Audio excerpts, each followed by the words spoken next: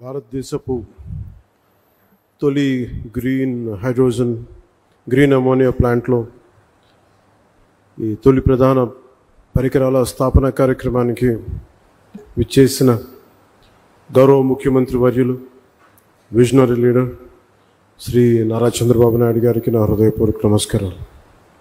Bharatiya Janata party రాష్ట్ర అధ్యక్షులు PVN Madhav గారికి నా హృదయపూర్వక నమస్కారాలు. Founder and group chairman AM green ammonia private limited Shri Chalamalasetti Anil Kumar గారికి, అలాగే వారి పార్ట్నర్ శ్రీ మహేష్ కొల్లి గారికి, ఈ కార్యక్రమానికి విచ్చేసిన మంత్రివర్గ సహచరులు, గౌరవ రాజ్యసభ శాసనసభ్యులు, గౌరవ లోక్సభ సభ్యులు, గౌరవ శాసనసభ్యులందరికీ మనస్ఫూర్తిగా నా హృదయపూర్వక నమస్కారాలు. ఇక్కడికి విచ్చేసిన ప్రజాప్రతినిధులందరికీ, అధికారులకి, వివిధ రంగాల్లో పనిచేస్తున్న ఇంజనీర్లు, నిపుణులు, ఏఎం గ్రీన్ సంస్థలో పనిచేస్తున్న సిబ్బందికి మరియు వారి కుటుంబ సభ్యులకు, అలాగే మీడియా మిత్రులకు, రాష్ట్ర ప్రజలందరికీ నా హృదయపూర్వక నమస్కారాలు. ముఖ్యంగా అనిల్ చలమలశెట్టి గారి గురించి చాలా సంవత్సరాలుగా తెలిసాను. ఒక 14 సంవత్సరాల క్రితం కలలు తప్ప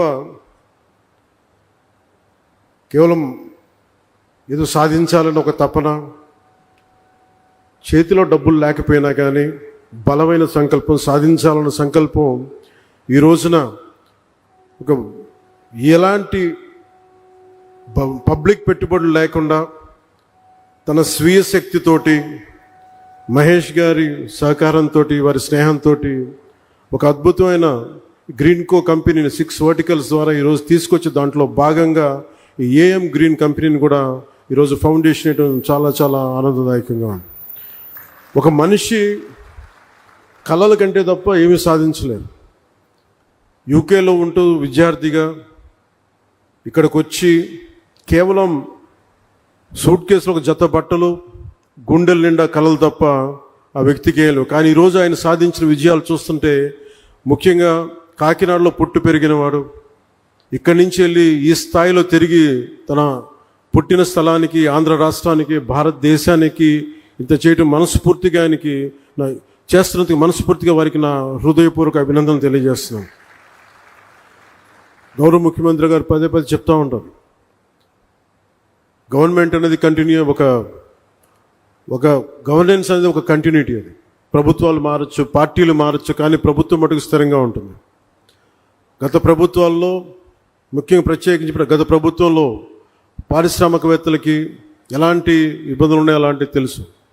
కానీ గౌరవ ముఖ్యమంత్రి గారు చెప్పేది, పారిశ్రామికవేత్తలకి, పెట్టుబడులకి ఎలాంటి ఇబ్బంది కలగకుండా చాలా ఆరోగ్యకరమైన వాతావరణం ఉండాలి వారు చెప్పే దానికి నిదర్శనం ఈ రోజున ఈ భవిష్యత్తులో ఇది ఒక $10 బిలియన్ ఒక పెట్టుబడులు వచ్చే ఒక బలమైన కంపెనీగా దీన్ని తయారు చేయడం మనస్ఫూర్తిగా వారికి నా అభినందనలు తెలియజేస్తున్నాను. కాకినాడలోని 495 ఎకరాల విస్తీర్ణంలో ఇది ఏర్పాటు కానున్నది. సంవత్సరానికి 1.5 మిలియన్ మెట్రిక్ టన్నుల గ్రీన్ అమోనియా ఉత్పత్తి లక్ష్యంగా నిర్దేశించబడింది.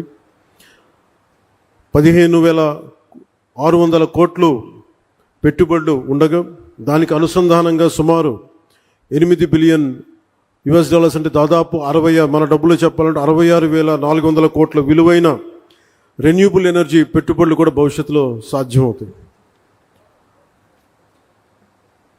2027 చివరి తొలి దశ కమిషనింగ్ లక్ష్యంగా రెన్యూబుల్ ఎనర్జీ ఆధారిత క్లీన్ ఎనర్జీ కేంద్రంగా ఈ ప్రాజెక్టు రూపుదిద్దుకోబోతుంది.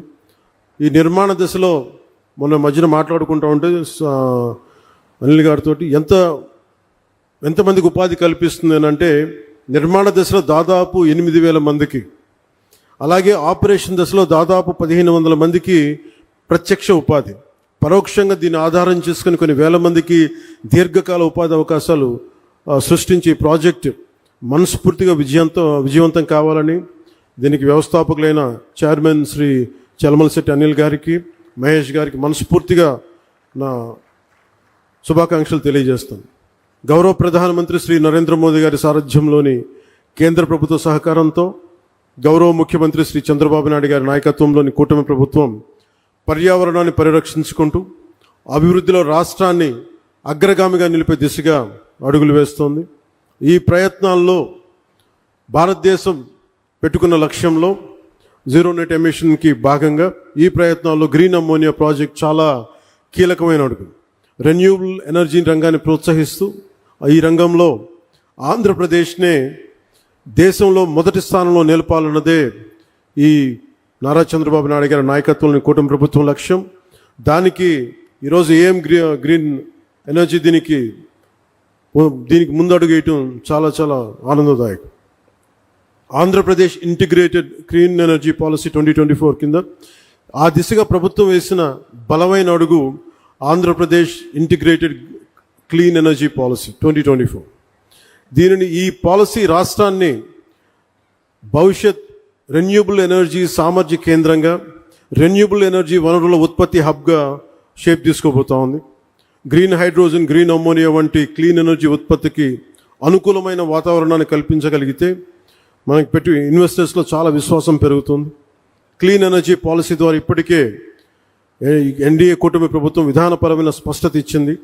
గ్రీన్ ఎనర్జీ ఉత్పాదనకి ఆంధ్రప్రదేశ్ గమ్యస్థానం కావాలి. అదే నారా చంద్రబాబు నాయుడు గారి నాయకత్వంలోని కూటమి ప్రభుత్వ విధానం. ఈ క్లీన్ ఎనర్జీ పాలసీని సద్వినియోగం చేసుకుంటూ ఈరోజు ఏఎం గ్రీన్ సంస్థ మన కాకినాడలో దేశంలోని మొట్టమొదటి 1 మిలియన్ మెట్రిక్ టన్నుల సామర్థ్యం గల గ్రీన్ అమోనియా తయారు కేంద్రాన్ని ఏర్పాటు చేసేందుకు ముందుకు వచ్చినందుకు మనస్ఫూర్తిగా మరోమారు వారికి శుభాకాంక్షలు తెలియజేసుకుంటూ దేశ కాలుష్య రహిత ఇంధన ప్రయాణంలో ఇది ఒక మైల్ స్టోన్గా మనం అభివర్ణించవచ్చు. మనకి ఈ ప్రాజెక్ట్ రెన్యూబుల్ ఎనర్జీ సాయంతో నీటిని ఎలక్ట్రాలిసిస్ చేయడం ద్వారా గ్రీన్ హైడ్రోజన్ ఉత్పత్తి చేస్తుంది. ఈ ప్రక్రియలో వాతావరణంలోని ఈ కార్బన్ ఎమిషన్స్ని పూర్తిగా క్లీన్ చేస్తుంది. పర్యావరణ పరిరక్షణ ఈ యజ్ఞంలో గ్రీన్ అమ్మోనియా ప్రాజెక్ట్ చాలా కీలకమైన అడుగు.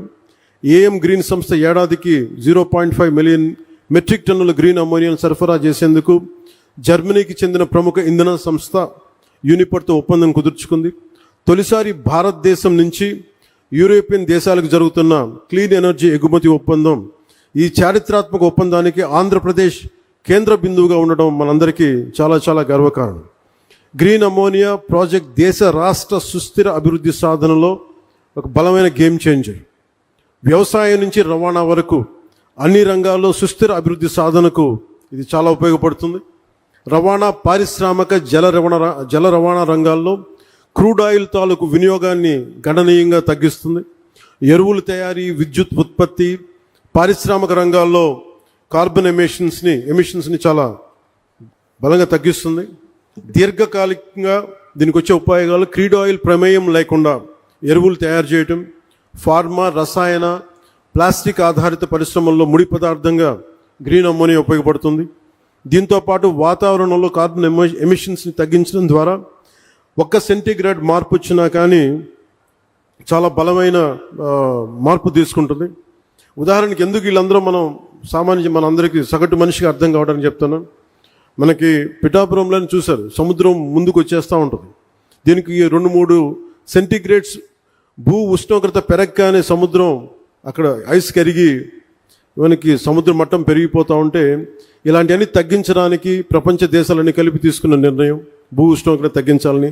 దానికి ఈ క్రూడ్ ఆయిల్ ప్రమేయం లేకుండా ఎలాంటి ఆల్టర్నేటివ్ ఎనర్జీస్ తయారు చేయాలి, క్లీన్ ఎనర్జీ ఎలా తయారు చేయాలి, దాంట్లో భాగంగానే ఇవన్నీ స్టార్ట్ అవుతుంది. గ్రీన్ అమ్మోనియా ప్రాజెక్టు స్టార్ట్ అయింది ఇక్కడ. దీనివల్ల రాష్ట్రానికి ఎన్నో దీర్ఘకాలిక లాభాలు కలిగి ఉన్నాయి. విద్యుత్ రంగం సంక్షోభం నుంచి పెట్టుబడిదారుల విశ్వాసం దిశగా ఇది ముందుకెళ్తుంది. గత ప్రభుత్వం పాలనలో వచ్చినప్పుడు మీకు తెలుసు, 2 నెలల్లోనే పవర్ పర్చేస్ అగ్రిమెంట్స్ రద్దు చేసి పునఃసమీక్ష పేరుతో విద్యుత్ రంగాన్ని సంక్షోభంలోకి నెట్టేశారు. విదేశీ పెట్టుబడిదారులని ఇబ్బందులు గురిచేసి కోర్టు కేసుల వల్ల చాలా ఫైన్స్ చెల్లించాల్సిన పరిస్థితి తెచ్చారు.